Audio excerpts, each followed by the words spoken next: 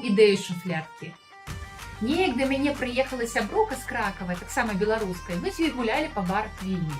І яна кажа: слухай, а давай рабіць квіз на беларускай мове.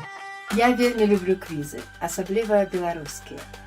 І, на жаль, іх, падаецца, ўжо не засталося, а вельмі хочацца. Таму я так падумала, паеду-ка я да Ані ў Вільню, там яна будзе ў цудоўным настроі, хоп-хоп, я так, а давай рабіць квіз.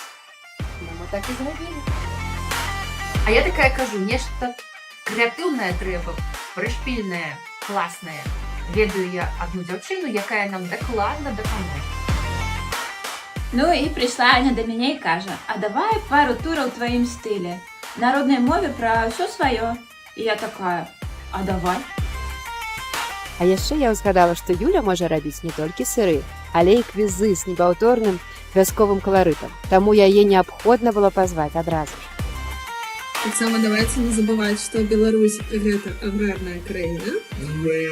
Тому частка квиза будет с пытаниями от нас все, что тычется сельской господарки. Запрашаю вас.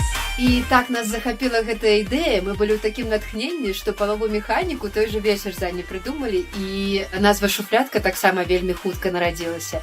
І далей так і пайшло. Сабраліся, гульню запілілі. Сяброў беларусаў з усяго света тэстус паклікалі.